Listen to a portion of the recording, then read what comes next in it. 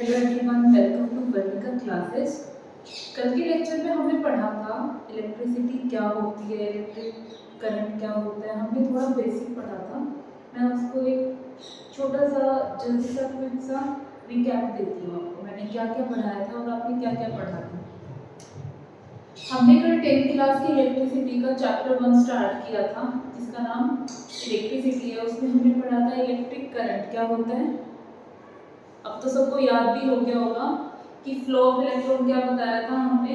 अगर एक सर्किट में इलेक्ट्रॉन का फ्लो हो रहा है एक डायरेक्शन में, तो वो क्या होता है, इलेक्ट्रिक करंट होता है। फिर हमने पढ़ा था कि इलेक्ट्रिसिटी क्या होती है। इलेक्ट्रिसिटी क्या होती है, जब हम फ्लो ऑफ इलेक्ट्रॉन से क्या होती है, एक एनर्जी पैदा होती है। उस एनर्जी को क्या कहते हैं, इलेक्ट्रिसिटी कहते हैं। उसके आगे हमने पढ़ा कि जो हमारा इलेक्ट्रिक करंट होता है उसकी यूनिट क्या होती है, एम्पियर होती है। एंड करंट को मेजर करने वाली डिवाइस का नाम क्या होता है, एम्पियर मीटर होता है। उसका शॉर्ट में नाम क्या बोलते हैं, हम एमीटर बोलते हैं। ये सब हमने उसमें पढ़ा था, ठीक है। उसके बाद हमने पढ़ा था इलेक्ट्रिक पोटेंशियल क्या होता है और पोटेंशियल डिफरेंस क्या होता है। ये उसके आगे आज हम क्या पढ़ेंगे, हमने पढ़ा था इलेक्ट्रिक पोटेंशियल जो होता है उसकी जो यूनिट होती है वो क्या होती है, 1 वोल्ट होती है। अब हमने ये भी पढ़ा था कि जो हमारा पोटेंशियल डिफरेंस होता है, जो हमारा पोटेंशियल डिफरेंस होता है उसका फॉर्मूला क्या होता है, amount of work done to bring a charge from infinity to a particular point. Amount of work done to bring a charge from infinity to a particular point. जब हमने इसकी unit बनाई तो हम इसी फॉर्मूले से देखेंगे यूनिट कैसे आएगी, और इसी से देखेंगे कि 1 वोल्ट की डेफिनेशन क्या बनती है, ताकि आपके माइंड पे प्रेशर ना पड़े। जो पोटेंशियल डिफरेंस होता है उसकी यूनिट क्या होती है, वोल्ट होती है। वर्क डन होता है उसको हम किसमें मेजर करते हैं, क्या यूनिट होती है, जूल होती है। जो चार्ज होता है उसकी यूनिट क्या होती है, कूलम होती है। तो अब क्या हम इसी से ही ऐसी डेफिनेशन बना दें कि हमें रखना ही ना पड़े। अब मैं आपको बोलूंगी, ये एग्जामिनर आपसे पूछेगा कि डिफाइन 1 वोल्ट, डिफाइन 1 वोल्ट, तो आप क्या डिफाइन करोगे, इधर देखो। हमें पता है electric potential is said to be 1 volt, is said to be 1 volt when amount 1 joule amount of work done, 1 joule amount of work done to bring a 1 coulomb charge, to bring a 1 coulomb charge from infinity to a particular point. सिंपल, आपको फिर से देखना है।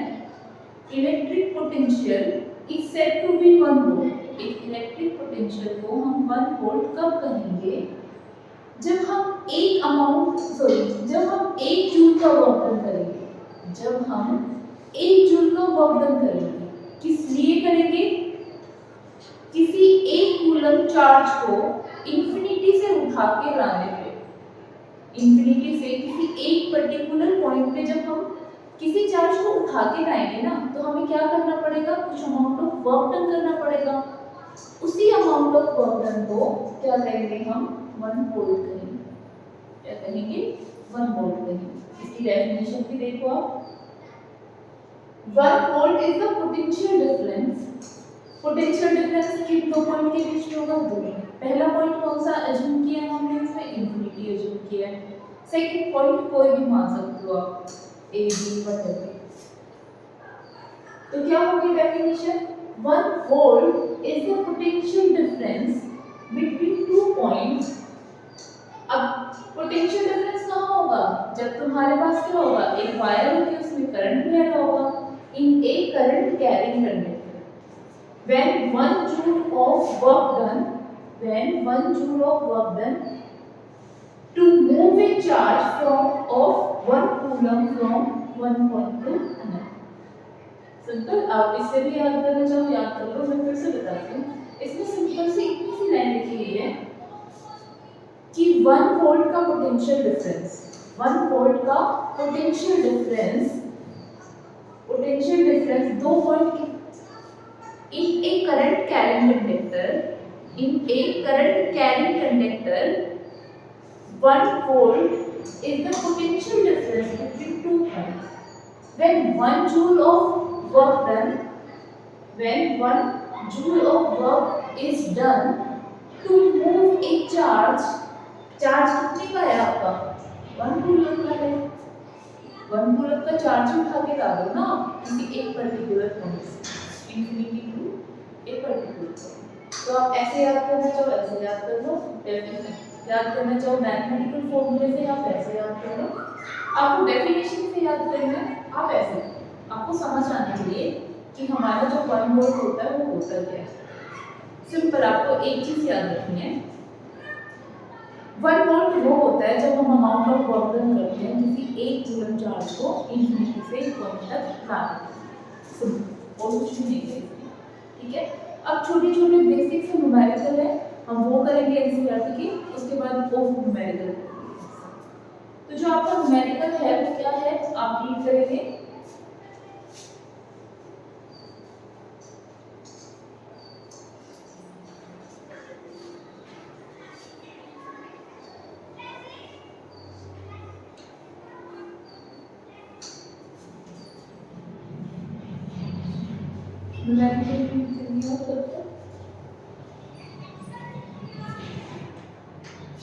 क्या कहता है numerical? Work of 14 joule is done to move 2 coulomb charge between 2 points on a conducting wire.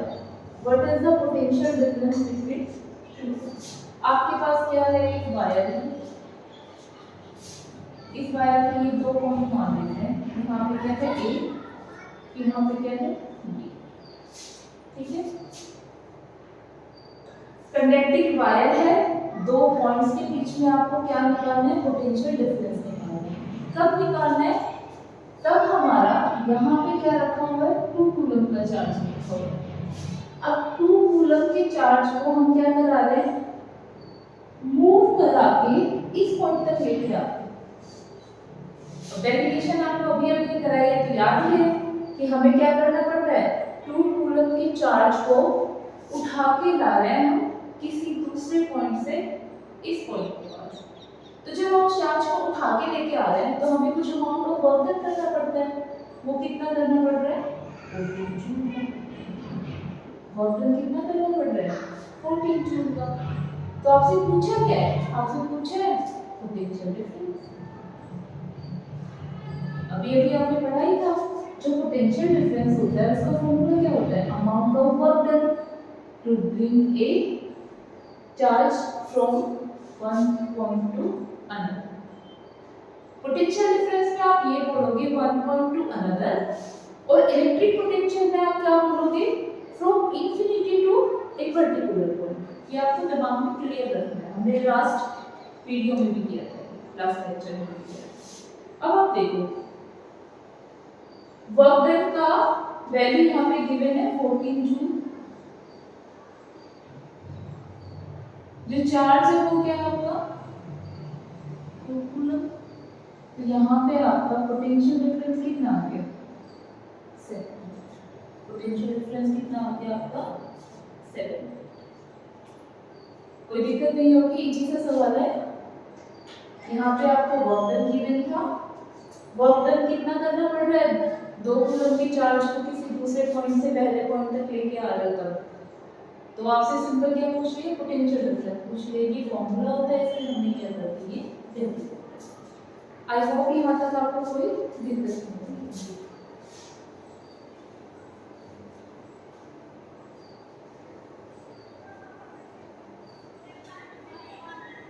अगर आपको लेक्चर से रिलेटेड कोई भी दिक्कत है, आपको वो समझ नहीं आ रहा है, तो आप नीचे कमेंट बॉक्स में लिख के हमें बता सकते हैं कि यहाँ पे आपको दिक्कत है.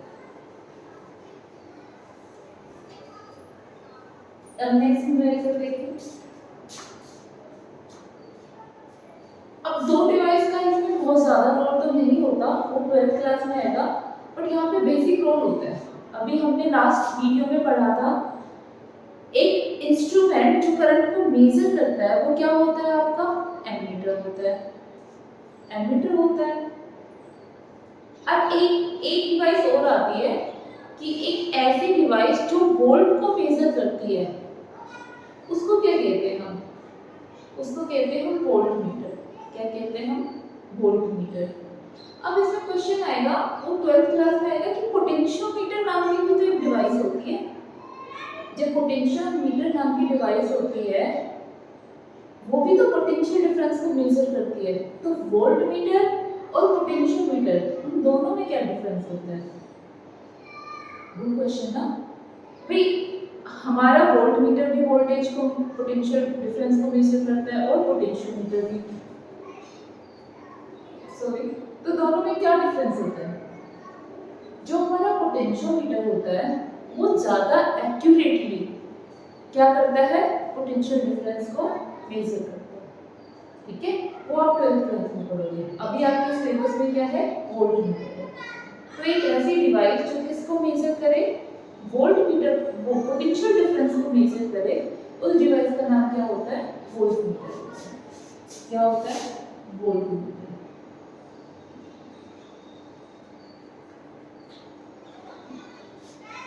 और जो करंट को मेजर करे उसका नाम एमीटर।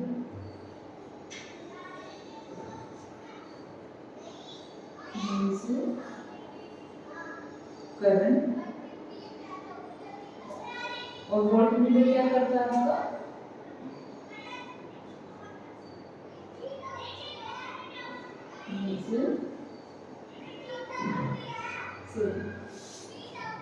वोल्टमीटर तो है ही हमारे पास, क्या मेजर करेगा?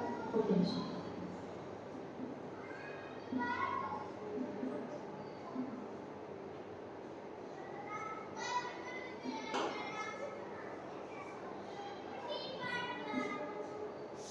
अब यहाँ पे एक क्वेश्चन और रह गया जो कि इम्पोर्टेंट भी है और इजी भी है, कि जो एमीटर होता है ना वो सर्किट में हमेशा कैसे लगाया जाता है? सीरीज में लगाया जाता है। कैसे लगाया जाता है? सीरीज में। और जो वोल्टमीटर होता है वो हमेशा सर्किट में कैसे लगाया जाता है? पैरेलल लगाया जाता है। कैसे लगाया जाता है? पैरेलल। ये दो चीजें आपको याद रखनी है, क्योंकि जब आपको ये बात पता होगी तो आप कोई भी क्वेश्चन जो इससे रिलेटेड है उसमें ये सिंपल सा कांसेप्ट यूज होगा, जो कि मैं अभी आपको एमसीक्यू दूंगी। अगर आपको ये वाली बात अच्छे से क्लियर हुई तो आप उसका आंसर नीचे कमेंट बॉक्स में देना, तो मुझे क्लियर हो जाएगा कि हाँ आपको ये चीज समझ आई। क्या बताया? जो एमीटर होगा वो सर्किट में सीरीज में कनेक्ट होता है, क्योंकि करंट सीरीज में क्या होता है? सेम होता है। और जो वोल्टमीटर होता है वो क्या होता है? सर्किट में पैरेलल कनेक्ट होता है, क्योंकि पैरेलल में पोटेंशियल डिफरेंस क्या होता है? पैरेलल कनेक्शन में पोटेंशियल डिफरेंस क्या होता है? सेम। ये बात क्लियर है? चलो, तो इसके ऊपर इस कॉन्सेप्ट का यूज करके मैं आपको 4 ऑप्शन देती हूँ। 4 तो नहीं, 2 ऑप्शन देती हूँ। उसमें नीचे आपको कमेंट बॉक्स में बताना है इन दोनों में से कौन सा ऑप्शन ठीक है।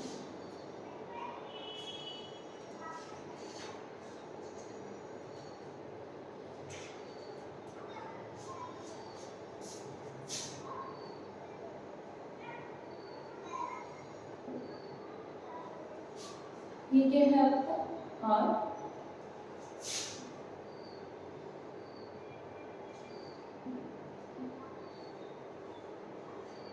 ये क्या है आपका? ए।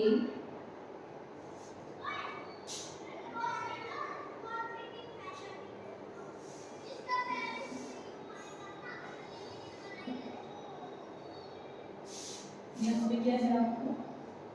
बी।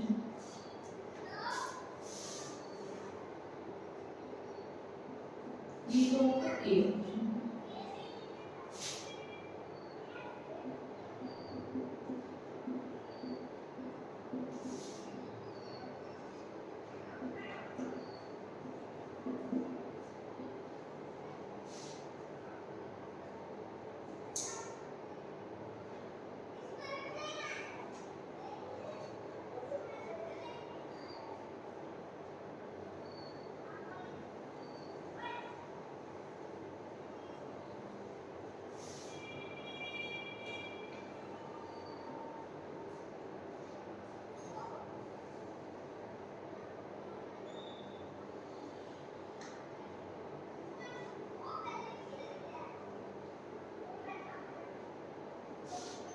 यहाँ पे क्या है आपका ये बी।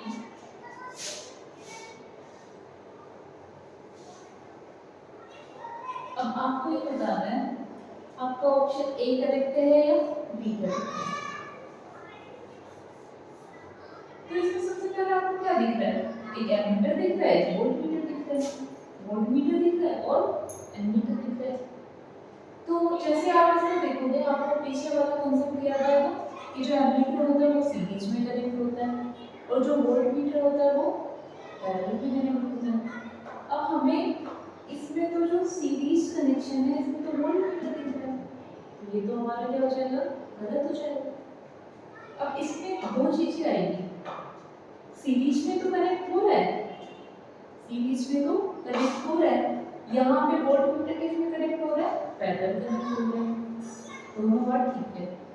क्या अगर हम यहाँ पे नेगेटिव कर रहे हैं और यहाँ पे क्या करते हैं पॉजिटिव करते हैं, यहाँ पे क्या करते हैं नेगेटिव, तो ये ऑप्शन क्या हो जाएगा, आपको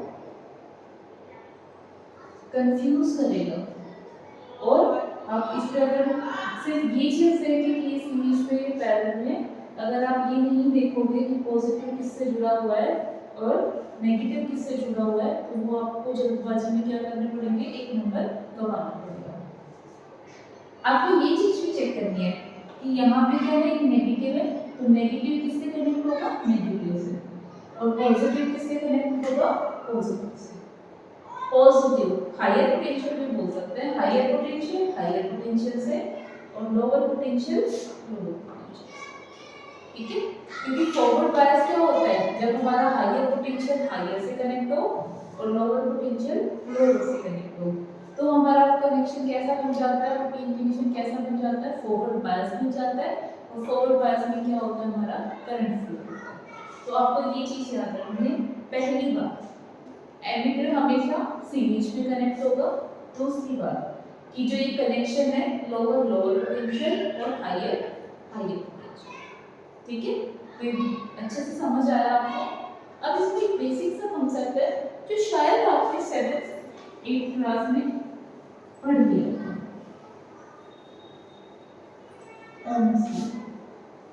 क्या होता है ओम्स लॉ,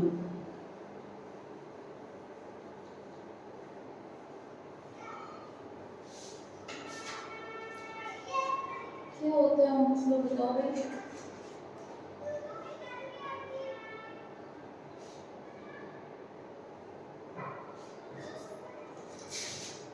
ओम्स लॉ क्या होता है,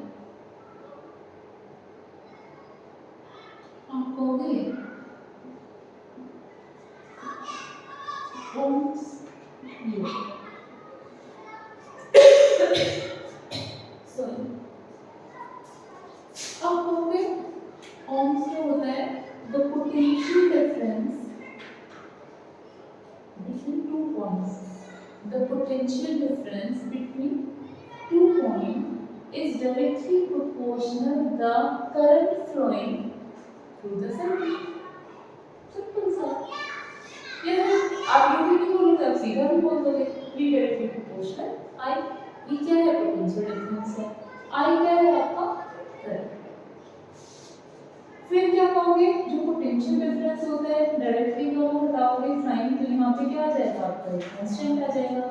इसका नाम क्या है, ये क्या है आपका, क्या है बच्चा, पोटेंशियल डिफरेंस। ये क्या है आपका, रेजिस्टेंस। और ये क्या है आपका, करंट।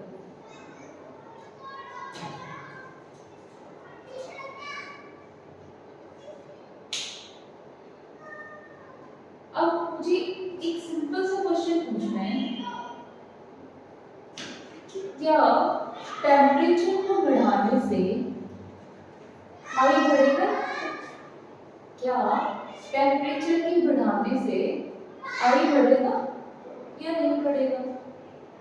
अगर वो बढ़ेगा तो ओम्स लॉ हमारा सही रहेगा या उसमें कुछ गलती आएगी, ये सोचना है आपको। अब जो पहला क्वेश्चन था कि क्या टेम्परेचर की वैल्यू पे करंट बढ़ेगा, तो ये तो सिंपल सी बात है, टेम्परेचर राइज हुआ तो इलेक्ट्रॉन का कोलिजन भी क्या हो जाएगा, इसका जो कोलिजन है वो भी क्या हो जाएगा, फास्ट हो जाएगा। फास्ट हो जाएगा तो करंट भी क्या होगा, इंक्रीज होगा। करंट इंक्रीज होगा तो वोल्टेज भी इंक्रीज होगी, आर भी तुम्हारा इंक्रीज होगा क्योंकि डायरेक्टली प्रोपोर्शनल का साइन है। अब ये क्या हो जाएगा आपका, इमेज हो जाएगा, है ना। तो जो आपका ओम्स लॉ है उसकी जो प्रॉपर डेफिनेशन है उसमें ये चीज अजम्पशन के तौर पे जो दी गई है वो आपको मेंशन करनी पड़ेगी कि the potential difference is directly proportional the current flowing through the circuit when, इसमें assumption क्या है, assumption ये है कि जो resistance होगा, resistance and temperature remains constant, जो आपका temperature होगा और आपका resistance होगा वो दोनों क्या होंगे, आपके constant होंगे, क्या होंगे, कांस्टेंट होगी। ये बात आपको माइंड में रखनी है क्योंकि ये एग्जाम में कोई नहीं पूछेगा। जो ये चीज है कि रेजिस्टेंस और टेम्परेचर क्या होंगे, कांस्टेंट होंगे, इस कॉन्सेप्ट का यूज करके किसी न्यूमेरिकल को आपको आपके सामने रखा जाएगा। तो ये चीजें सिर्फ जानने के लिए, जो कॉन्सेप्ट की चीजें वो हमें सोल्व करनी पड़ेगी, वो हमें दिमाग लगानी पड़ेगी ताकि हमारे क्वेश्चन पेपर हमें क्या लगे, इजी। क्या तक आपको क्लियर है? चलो अब इसमें बेसिक न्यूमेरिकल करते हैं। जो ओम्स लॉ है इसका न्यूमेरिकल करते हैं। स्टेटमेंट लिखिए पहले। When a 4-volt battery is connected,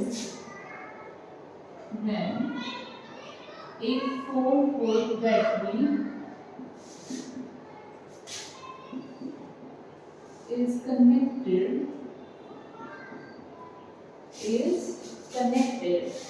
across a unknown resistance, across a unknown resistance, there is a current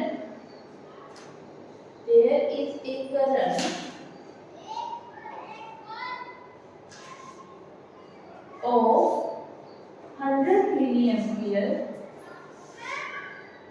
resistor, unknown resistor, when there is a current of 100 milliampere, there is a current of 100 milliampere in the circuit, in the circuit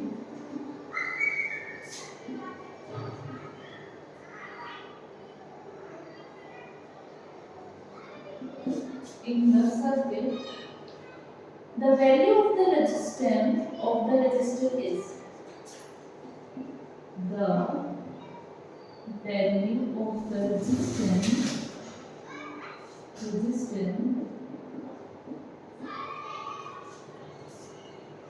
of the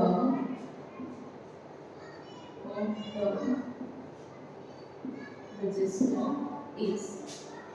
सबसे पहले कभी भी आपको कोई भी numerical दिया जाता है तो आपको क्या करना है, सबसे पहले आपको सबसे पहले उसकी स्टेटमेंट बिना किसी प्रेशर के पढ़नी है, कोई प्रेशर नहीं है, कहता है कि एक स्टोरी की तरह पढ़ना है।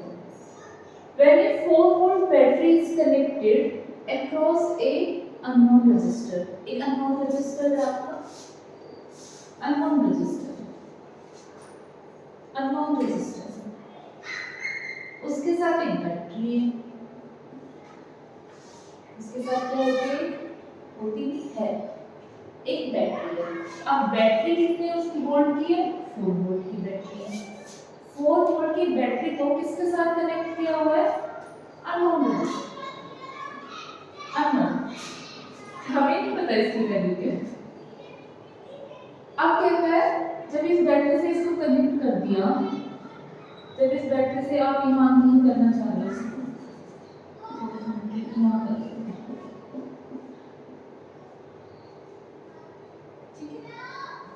4 वोल्ट की बैटरी के साथ एक अननोन रेजिस्टर क्या कर दिया, कनेक्ट कर दिया।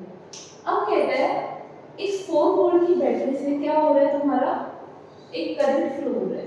क्या हो रहा है, करंट फ्लो हो रहा है। उस करंट की वैल्यू भी गिवन है 100 मिली एम्पियर।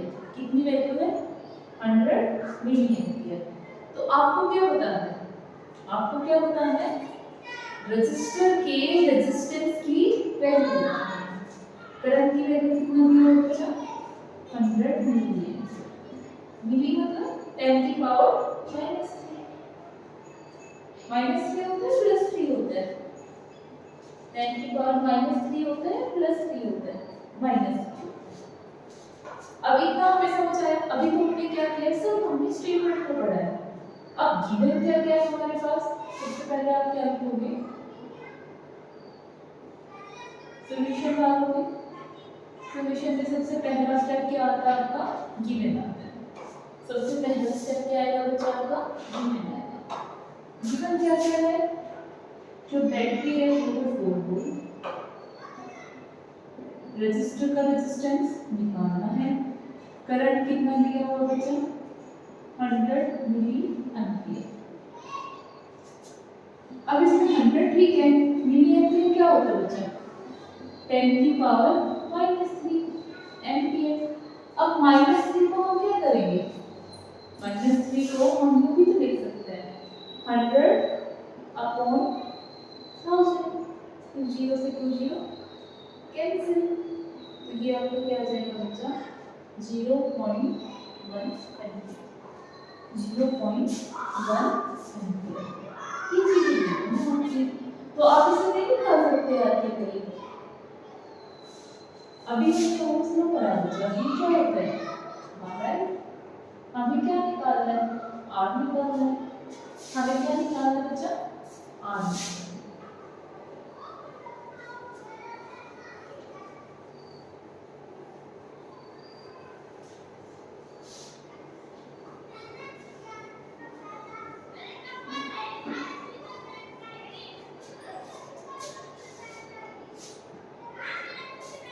इसके बाद आप लिखोगे फॉर्मूला। आपके न्यूमेरिकल में कौन सा फॉर्मूला यूज है, ओम्स लॉ, V R है। तो इसमें जो R की वैल्यू होगी वो क्या होगी, वो क्या होगी, V/I। तो यहाँ पे V की वैल्यू कितना है बच्चा, 4, और I की वैल्यू कितना है, 0.1। अगर मैं ये डेसिमल में लाऊंगी तो ऊपर क्या आ जाएगा आपका, ऊपर क्या आ जाएगा बच्चा, 10 आ जाएगा, इज इक्वल टू R। तो हमारे पास 40 क्या आ जाएगा, ओम। क्योंकि रेजिस्टेंस की जो वैल्यू होती है वो क्या होती है, ओम। सबसे पहले न्यूमेरिकल में ये बोला गया था कि एक आपके पास क्या है, अननोन रेजिस्टर है जिसका रेजिस्टेंस नहीं दिया हुआ है, उसको हमने एक बैटरी से, बैटरी की वैल्यू दी हुई थी 4 वोल्ट, 4 वोल्ट की बैटरी से एक रेजिस्टर जिसका रेजिस्टेंस हमें नहीं पता उससे कनेक्ट किया हुआ, और उस वाले सर्किट में जो करंट फ्लो हो रहा है वो 100 मिली एम्पियर का फ्लो हो रहा है। कितना करंट फ्लो हो रहा है, 100 मिली एम्पियर। ठीक है, हमें उस अननोन रेजिस्टेंस की वैल्यू बतानी है, ये आपकी न्यूमेरिकल की स्टेटमेंट थी। इतना समझने के बाद हमें क्या क्या गिवन है। पहला स्टेप, न्यूमेरिकल को बिना किसी प्रेशर के एज ए स्टोरी आपको पढ़ना है। सेकंड स्टेप, आपको फॉर्मूले में क्या क्या, सॉरी स्टेटमेंट न्यूमेरिकल में क्या क्या गिवन है वो आपको लिखना है। आप किसी को यूनिट को चेंज करना चाह रहे हो अपने इजी उसके लिए, कैलकुलेशन के लिए, आप यहाँ पे सोल्व कर सकते हो क्योंकि हमें सिमेट्री बनानी पड़ेगी। उसके बाद आप न्यूमेरिकल में कौन सा फॉर्मूला यूज कर रहे हो, ओम्स लॉ यूज कर रहे हो। निकालना क्या है आपको, आर का वैल्यू निकालना है। आर क्या है आपका, रेजिस्टेंस है। रेजिस्टेंस की वैल्यू आपने यहाँ पे क्या कर दी, कैलकुलेट कर दी। हमेशा न्यूमेरिकल करने के बाद जो भी आपका आंसर आता है आपको हमेशा क्या लगानी है, यूनिट लगानी है। यूनिट लगाने में जब हो जाता है और सीबीएसई की चेकिंग स्कीम के अकॉर्डिंग अगर आप यूनिट नहीं लगाते तो आपके मार्क्स क्या हो जाएंगे, डिडक्ट हो जाएंगे। ठीक है, तो हमारे पास इतने फ्री के मार्क्स नहीं है कि हम किसी को अपनी छोटी सी सीधी सी मिस्टेक की वजह से जाने। तो आपको हमेशा न्यूमेरिकल के बाद क्या लगाना है बच्चा, मतलब जो भी आपके न्यूमेरिकल की डिमांड होती है तो आपको हमेशा उसके पीछे क्या लगानी होती है, यूनिट लगानी होती है। ठीक है, यहाँ तक आपको समझ आया। इसके आगे और छोटे छोटे टॉपिक आएंगे, रेजिस्टिविटी आएगा जो कि आपका क्या होता है, रेजिस्टेंस का रेसिप्रोकल होता है, तो वो हम पढ़ेंगे। और एक दो टॉपिक और हैं, अभी हम इस चैप्टर में 1 से 2 दिन और लगा देंगे। उसके बाद एनसीईआरटी के जितने भी न्यूमेरिकल है आपके 10th क्लास के, वो हम एक शॉट पे करेंगे। एनसीईआरटी के जितने भी न्यूमेरिकल है वो एक क्लास में एक शॉट में हम वो पूरा कवर करेंगे, ताकि आपके एग्जाम आने तो वो आपके लिए क्या रहे, हेल्पफुल। एनसीईआरटी आपको जरूर पढ़ो। तो हमने आज क्या पढ़ा, 1 वोल्ट की डेफिनेशन पढ़ी कि इलेक्ट्रिक पोटेंशियल को 1 वोल्ट कब कहा जाएगा, जब एक चार्ज को 1 कूलम चार्ज को इंफिनिटी से उठा के लाएंगे, सॉरी हम पोटेंशियल डिफरेंस कह रहे हैं, मैंने आपको क्लियर कर दिया। जब आप पोटेंशियल डिफरेंस यूज कर रहे हो तो दूसरे पॉइंट से पहले पॉइंट पे 2 पॉइंट के बीच में, वही आप इलेक्ट्रिक पोटेंशियल यूज कर रहे हो तो दूसरा पॉइंट जो 5 इनिशियल पॉइंट है वो क्या अज्यूम करना है, इंफिनिटी अज्यूम करना है। सॉरी, इंफिनिटी अज्यूम करना है। ठीक है, तो अभी हमें जो पोटेंशियल डिफरेंस है उसकी डेफिनेशन देखनी है। तो हम क्या लेंगे इसमें कि 1 कूलम का चार्ज एक पॉइंट से दूसरे पॉइंट तक लाने में जितना अमाउंट ऑफ वर्क हमें करना पड़ रहा है उसको क्या कहते हैं, 1 वोल्ट कहते हैं। उसके बाद हमने पढ़ा कि जो वोल्टमीटर होता है वो क्या करता है, पोटेंशियल डिफरेंस को मेजर करता है। जो एमीटर होता है वो किसको मेजर करता है, करंट को मेजर करता है। एमीटर हमेशा किस में लगाया जाता है, सीरीज में लगाया जाता है। वोल्टमीटर